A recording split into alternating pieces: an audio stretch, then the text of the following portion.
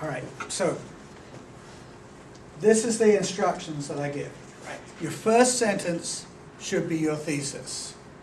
And I get a lot of students whose first sentence is not their thesis.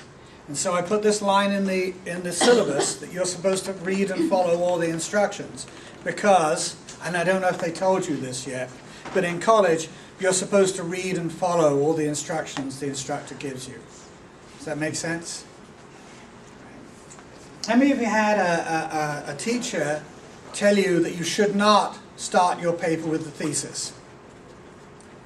Right, so I see quite a few hands halfway up. Okay, what is the reason for this? You're right. There is no reason for this. Right.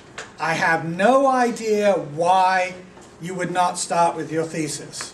Because when you write a paper, you are telling me something you think.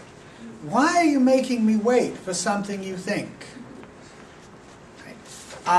I grade your paper on how well you support your thesis.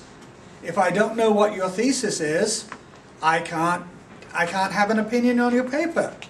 And so everything I read before I read your thesis, that's a waste.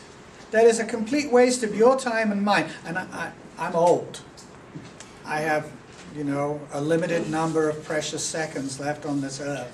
And I don't want to read stuff that was written because some teacher sometime told you can't start with your thesis. Because what happens is you write down your thesis and you say, oh, I've got to write something in front of this.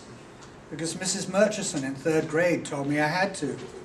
And then you sit around thinking of what you're going to write before you say your thesis.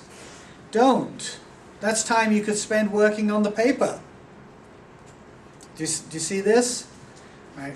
My idea about writing is that you should not write anything that is not part of explaining, supporting your thesis, defending your thesis. That is, talking about criticisms of your arguments or arguments against your thesis, and explaining what's wrong with those arguments against your thesis. Everything that goes along with making a logical case for your thesis goes into your paper.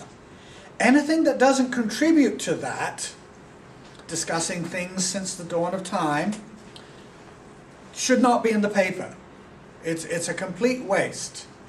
And I tell you, it's really, really, really, really boring to read the first paragraph of a traditional school paper. Because people who write, because it's nothing informative. And I go, oh God, they're writing an introduction. I should tell them not to do, oh, I did tell them not to do that. I do something like that, but only there's a lot more curse words. So your first sentence should be your thesis. And when I get to talk to your, by the way, and just to mention this for repetition, so you remember this. Later I'm going to tell you, don't write a conclusion. Don't write a last paragraph. You know what that conclusion is? You've said everything you've got to say.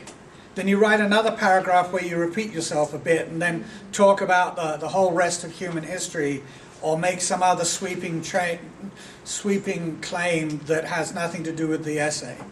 Don't do that either. Again, that's wasted effort because it's not going to get you credit in this class. Demonstrating a thinking process, demonstrating that you've read the material, that you've thought about it, and you've thought independently for yourself about it, and that you can think more or less logically, or that you've made the attempt to think logically. Great stuff.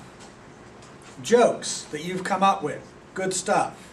Snarky remarks. Okay. Curse words. Yeah, okay. I'm not going to take points off if you have a curse word in your paper. There are other things I do take points off for, but curse words aren't one of them. So there's that. That's why there's this line in the syllabus that says You are also required to read all the instructions for all the assignments. If you don't, you will fail. Actually, you're supposed to follow them as well. I didn't mention that. I should have said read and follow. I should read and follow. All right, so that's my rant.